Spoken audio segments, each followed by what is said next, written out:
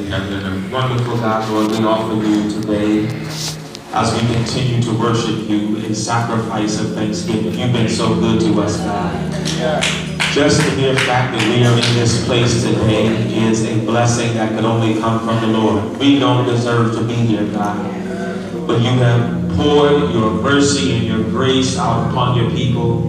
And hear us, God. If you don't hear us say anything else today, please hear us say thank you, God. Thank you, Lord, for one more chance. Thank you for looking beyond our fault and seeing our need.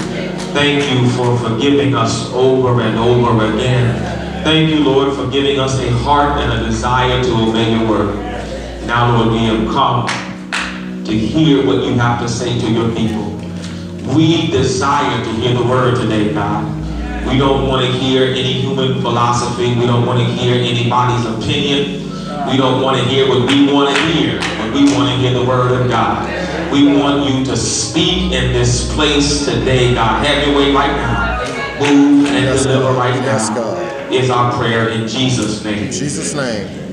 Amen. Amen. Amen. All honor and praise we give to God, who is our Father, to his Son, our elder brother and Redeemer. And likewise, we thank God for the power and the presence of his Holy Spirit. This morning, Grace, I want to direct your attention to the book of Genesis, and there, the 41st chapter.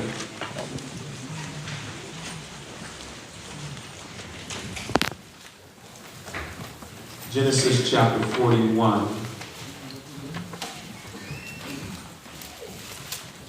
I want to begin reading with the 17th verse. This is a lengthy section of scripture, but bear with me. I think it does us well to look at this over and through.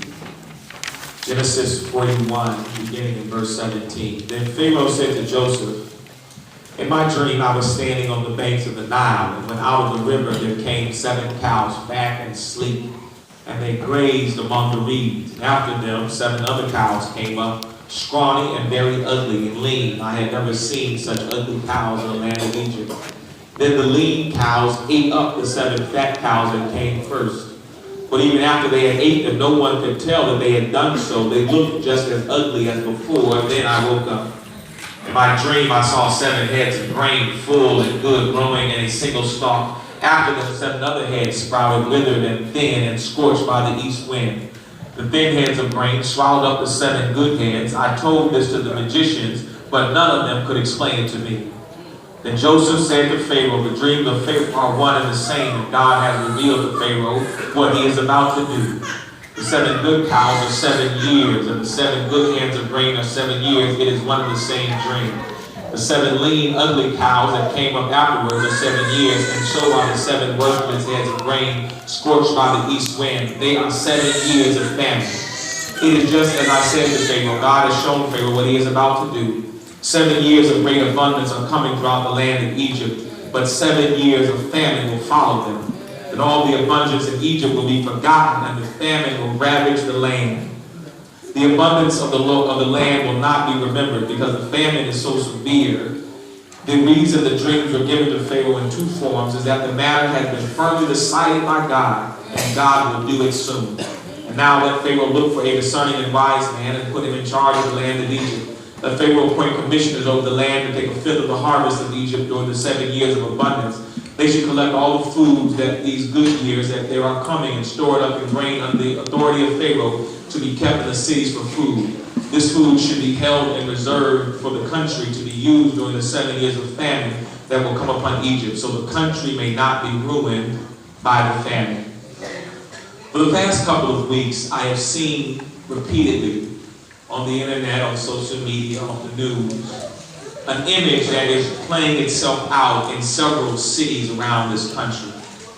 It's an image of very long lines, mostly of young people, but not necessarily young people, standing in line, many of them out in the winter cold, 100-200 at a piece sometimes. When I first saw this image, I thought to myself, there has to be something awfully important that would cause 200 Negro people to stand out in the cold in the middle of February. Certainly this was during election season, right around the time of Super Tuesday. And so I thought that these people must be in line to vote. They must be in line because they are exercising their rights. Amen. But they were not standing in line to vote. They must be standing in line because they're registering to vote. They got time if you still want to vote in Pennsylvania. No, that wasn't the line to register to vote. They must be in line at the library and trying to get inside and read some books to better themselves and prepare. There must be a job inside that they are looking to apply for. This wasn't the library and it wasn't for a job. All across this country, same line, looked like the same people standing in line. These people were standing in line in the cold, waiting to go inside a store and put $225 on the desk so they could buy a pair of tennis shoes. Air Jordans to be specific. People, I couldn't tell, they didn't look rich to me.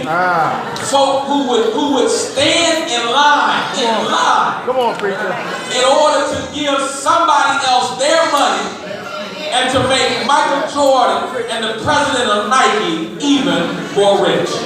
Y'all know I love my people. I love my people with the love that can never be taken away. But my love for my people is the kind of love, but there are so many lessons that I wish our people would get in the foundation of who they are. And most of those lessons are concerning money. Come on, preacher. We as a people have played out, if not any other reason why we were brought here, we have so played out the idea of being captive consumers. Because as soon as we see something, and as soon as somebody tells us that having that will show the world that we have something, we will go and pay our last dime in order to make the world believe that we have something just because we can afford a pair of shoes. Don't worry, I wasn't expecting no amen this morning. I said 20 amens before I left home to get me in the right mood to preach this sermon. That's all right. We have this idea that the way that we let the world know that we have money is by spending money. But the only thing that spending money will do is make sure that you have no money. You don't have money by spending money. You don't show that you have money by showing how much money you can spend. The way that you have money is by saving money. By taking the resources that God has given you and being a good steward of what God has given you. It's amazing to me, all of the subjects for which people will come to me to receive godly and biblical advice. I've had folk come to me about their marriage, come to me about their family, come to me about their children. I've had folk come to me about the most intimate details in my life and the things that are going on, lay it on the table and say, Pastor, give me some idea of how I should be conducting myself at this time. But when it comes to the subject of money, when it comes to how we are using the resources that God has given us, if the preacher even look like he gonna preach about money, y'all look at me the way y'all looking right now. Like, preacher, listen, we didn't come here for that today. We came here to turn cartwheels. We wanted to see what the Lord was going to do. We wanted you to tell us how we were going to leave here and be blessed. Listen, if I preach that kind of sermon, but do not give you the resources to properly use what God has given you, what good does it do us?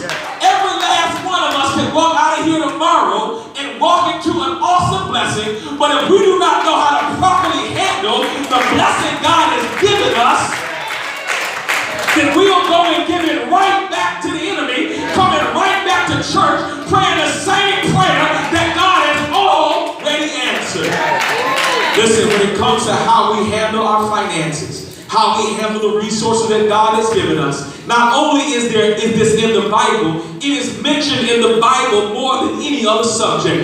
More than 1,000 times in the Bible speaks of stewardship and how we are dealing with our finances and making sure that we are doing it in a way that God has instructed us to do it. I wish I could go out there and tap every last one of those folks standing in line to give Michael Jordan, who don't care nothing about black folk, give him their money and ask him, how much money do you have in your 401k? How much money do you have saved up in stocks and options? Are you working on your retirement plan? Have you paid off your student loans and your credit cards? Are you really in a position to have a financial base? Because Michael Jordan got one. Michael Jordan got houses, land, stocks, options, bonds, and here we are, broke, busted, and disgusted, but think we can make the world think we're doing something because we got some shoes on that say Michael Jordan on the side of them. There is a more excellent way. There is a more excellent way. I would rather have on some 4-stripe shoes with no name on it than have on some 3-stripe shoes and I can't pay my kids' tuition. I barely can afford to retire. I'm gonna have to work till I'm 85 years old, working my fingers to the bone. We've got to do better. In this story, listen to me. I think this is one of the most instructive stories of the Bible when it comes to how we handle our money. Just to catch you up a little bit, you all know that Joseph was the son of Jacob, his favorite son. How Jacob had given Joseph a coat of many colors. And his brothers got so jealous because his father favored him that they took Joseph, ripped the coat off of him, dipped it in blood, told his daddy he was dead, and sold him into slavery in Egypt. Yeah. Joseph down in Egypt came into the employment of the general of the army named Potiphar. Potiphar's wife had an affinity for Joseph, decided that she wanted to be with him, he would not do it, and so she falsely accused him of rape. Joseph was thrown into prison. In prison, there were 2 employees of the king, of Pharaoh, who had learned that Joseph had a gift for interpreting dreams. Yeah. And knowing that Joseph was a dream interpreter, these 2 men went back and told Pharaoh that they had met someone that could interpret dreams. Yeah. Pharaoh had a dream, and nobody could tell him what the dream was about. And so they said, there's a Jewish boy in prison that has a gift for dream interpretation. Yeah. Joseph is called to Pharaoh. Pharaoh says, listen, Joseph, here's the dream. He says, I dreamed that there were 7 fat cows, big, full, plump, good-looking cows, and they came up out of the Nile River. And behind them came 7 lean cows.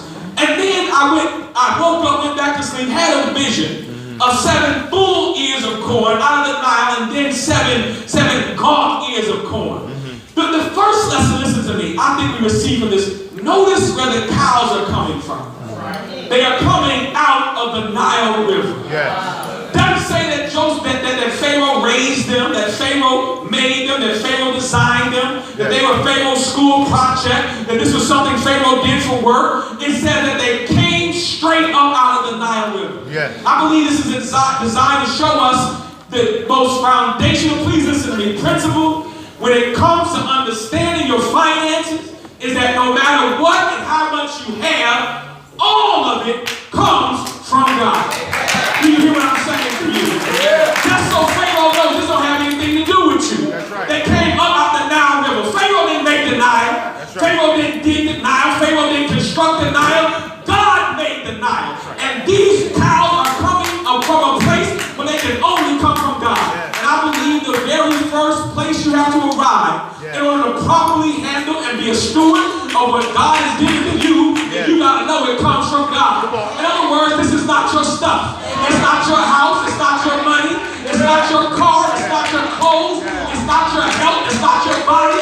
Not your eyes. Not your legs. Not your hands. Not your feet. It all comes from God. That is important, listen, because if you know something actually belongs to somebody else, you are a better steward of it if it belongs to somebody else than if it belongs to you. Y'all don't believe me. Some of y'all been broke like me, and so at some point in your life, you had to borrow somebody's car. Now, you know when I'm driving my car, I drive it any old kind of way. I run red lights, run through stop signs, go 85 or 95 to get to where I'm going. But when you borrow somebody else's car, that's when you get cautious about what you're doing. That's when you stop at the stop sign, let 2 or 3 people go on through the light to make sure you don't run into them, because you are a better steward when you know it belongs to somebody else. Likewise, when it comes to the resources God has put in our life, I believe we will be better stewards if we realize that it's not our stuff. So you just can't do whatever you want to with it. But it all belongs to God. And when I know it belongs to God, I am better at taking care of my resources. See, you thought you got that because you were so smart and you worked so hard and you did so much. Listen, no, everything. Listen, there are people smarter than you, that look better than you, that work harder than you, that have a better mind than you, that have less than you have. The only reason why you are where you are today is because God's been good to you. And listen, I went from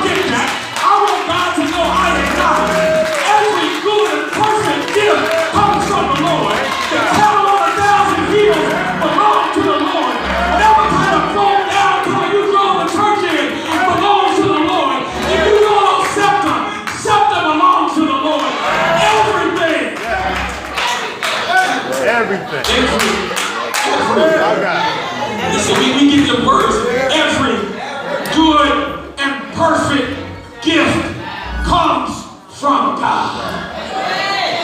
Everyone. So however it is that you got what you got comes from the Lord.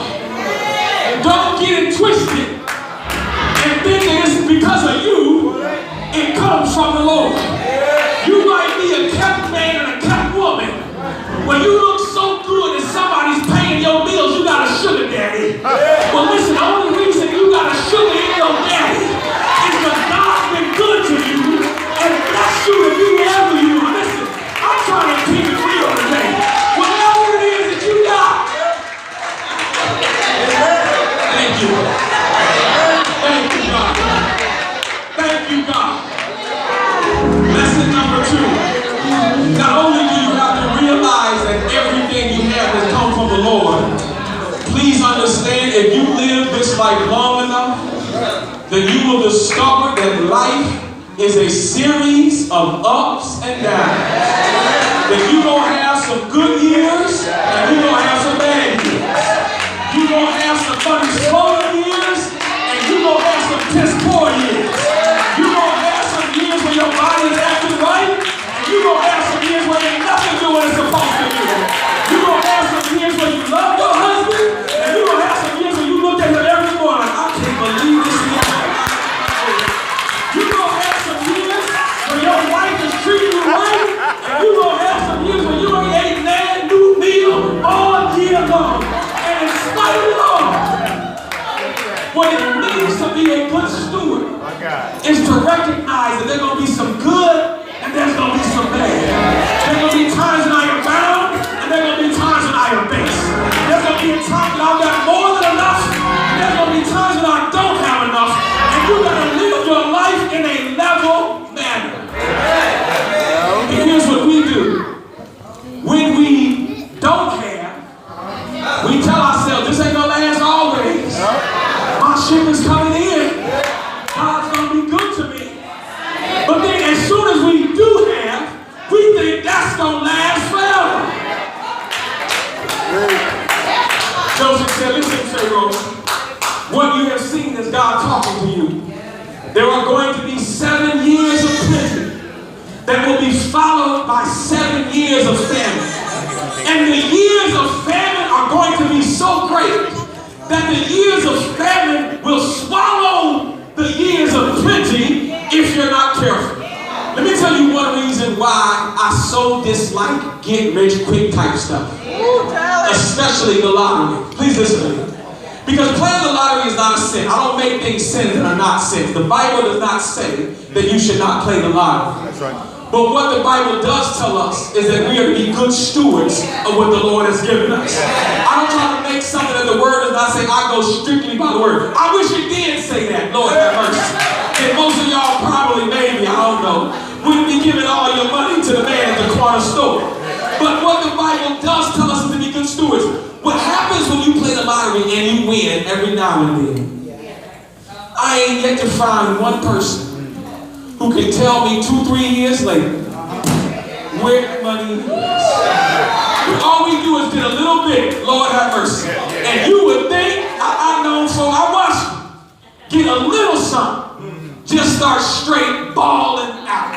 New TV, new shoes, kids have a Christmas, it's just out of this world. You look at them, you look on Facebook like, my God, they done went through that money, it's burned a hole in their pocket,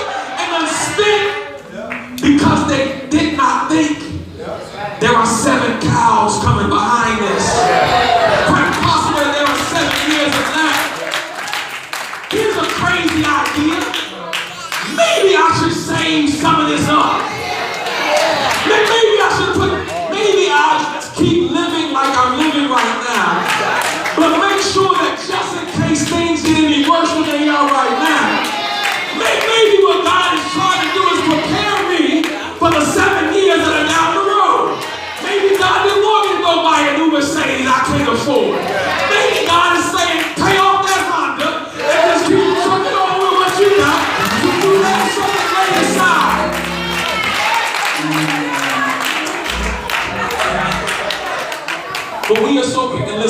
a bad lesson that we have both learned from our parents and we are teaching our children. That's right. Other people, from the time that their children are small, they begin to teach their children how to properly handle money. And what they tell their children is that money will work for itself if you know how to use money. If you take your 7 fat cows and put your 7 fat cows in a good place, then your 7 fat cows will feed you during 7 lean years. But if you take your 7 fat cows and decide that you're going to buy everything in the world, then when your 7 lean years come, you are in trouble. If Joseph would not have showed up, then Pharaoh could have started building pyramids and said, you get a pyramid and you get a pyramid. Pharaoh could have gone out throughout Egypt, throwing parties all up and down the Nile River, everybody having a good time, everybody having what they were. But no, thanks be to God, he got some godly wisdom. That's what I'll come by here to tell somebody today. Listen, y'all can get mad at me if you want to. I promise you there's a blessing in this. There's a blessing in understanding that 7 lean years are somewhere in your future. And especially if Donald Trump, you know, look, y'all should be saving up money right now just in case Donald Trump gets elected president. That's at least 4 bad years right there. You ought to be saving up right now. Listen, don't get back and say, I want to start a Trump account. This is not just in case Trump get elected account. I want to put some money in it. Oh, God. Trump account.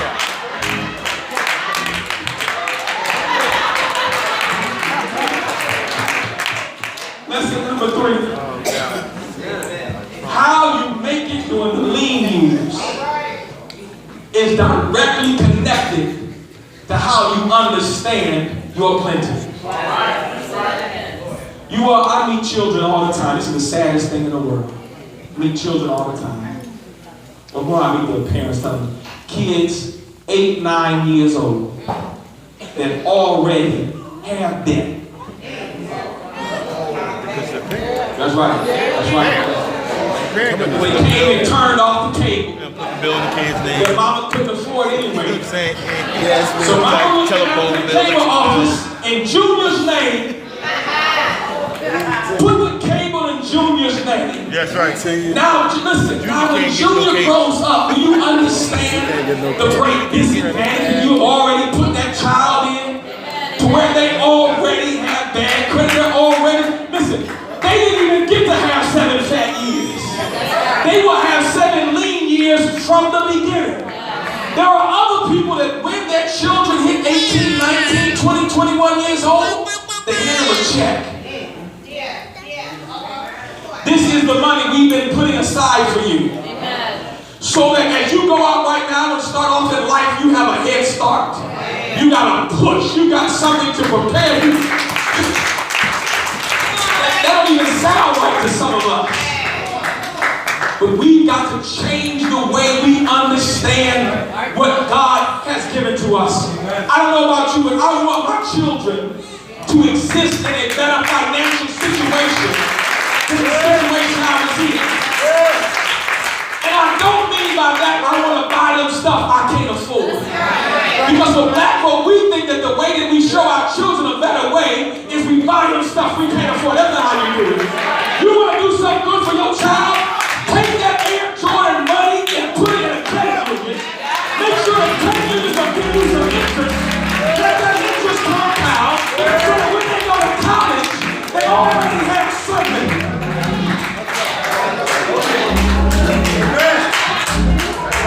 So they have a foundation. Listen, Joseph said, Pharaoh, there are bad years coming. Here's what we need to do. During our 7 years of plenty, store up. Save up. Put something, remember how little I used to say, put something aside for a rainy day. Do that. Pharaoh, we could show the world we got money right now, but let's not do that. Everybody can get a new limousine. Let's not do that. Everybody can get new jewelry. Let's not do that. Let's save something so that when the 7 years of famine come, we are prepared to handle it. Amen. Here's how miraculous this story is. When the famine came, Joseph's own family was affected by the famine. Jacob sent Joseph and his brothers because there was a word in the land that they had resources in Egypt. Because Egypt had been good stewards of what God had given them, the rest of the world had to come to Egypt to get what they needed. And let me tell you, it is a good feeling. It's a good feeling when you have been good with what God has given you to where you can be a blessing to somebody else. And don't go over people, don't make people feel bad about it. Sometimes it's a good feeling to know. Remember the story of the ant and the grasshopper? How the grasshopper spent all summer enjoying himself, having a good time, while the ant saved up. But then when winter time came, the grasshopper had nothing and went and knocked on the ant's door. And there are going to be people, if you ain't good steward of what God has given you, there are going to be people that are going to come knock on your door. Because they have seen, they know it. Here's the funny thing, they know it. Folk in your family that's funny with money and like to spend, they know that you good with your stuff. They know you don't play around with money. And when they need it, they'll come to you and you ought to just say, thank God. Thank you. You ought to thank God. You ought to thank God that I was smart with what I got so I could be a blessing to you. These same brothers that tried to kill Joseph are now coming begging Joseph. These same brothers that wanted to destroy him have now come to ask him to give them something because he was a good steward of what God had given him. That's right. This reminds me of a story of what it means to be a good steward. Yes. A young man that came down to earth out of the realm of glory, having been blessed so much that he had dripping on him the eternal nature of Godhead. Yes, yes. Through 42 generations, he came down to earth, went and put himself in the womb of a young girl by the name of Mary. Yes. Was born in swaddling clothes. Listen, Jesus wasn't born and wrapped in silk and satin. He was born and wrapped in swaddling clothes. When Jesus was born, they didn't build for him a golden crib to lay in, but they laid him in a manger. Yeah. Jesus went walking on this earth. Jesus was saving something. He was saving not just for himself, but he was saving for you and me. Jesus didn't ball out, didn't live all kind of ways. In fact, the Lord says foxes have holes and birds have nests, but the Son of Man has no place to lay his head. Jesus was a good steward with what God gave him. So that when he went up on Calvary's cross, listen to me, he takes everything up there with him. Because he didn't spend any of it on earth. He takes all of his divinity, all of his power, all of his majesty, all of his Godhead, and hangs there so that you and I can come to the cross and say, look, Jesus, I need some of what you have. I don't have it myself. I'm sorry, Jesus. I spent all of mine. Positive that what I need, you have for me. Give it to me, Jesus. I believe that God is calling us to be good stewards. Good stewards of what he has given us. I was thinking about this morning. The weird timing about preaching this sermon is it literally comes at that time of year when many of us have just a little extra. And in fact, there are jokes. Car dealerships make jokes about black folk with tax return checks. Because they know they'll come, put the whole thing down, and they're so happy to get it. Thank you. They don't care whether you can pay for it. In fact, they'd rather come pick the car up after getting your money and then go sell it to somebody else. That's right. That's right. Amen. I want God to know I'm going to be a good steward. Amen. I want to be like Jesus. I want to say, listen, God, you can trust me. You can trust me with what you have. Because if you give it to me, I'm going to treat it right. I'm going to be a good steward of your resources because I know you have not just given it to me for me, but you gave it to me so I can be a blessing to somebody else. Trust me, God. Listen, you can fill me up now because I'm not going to turn my spigot off. But if you fill me up till I overflow, I'm going to make sure somebody else can drink from the saucer of the overflow that you put in my life. You can trust me, God. I'm not going to selfishly hold on to what I have and just do what I can do for me. But I want to find somebody else. Let's stand to our feet this morning as the doors of the church are open.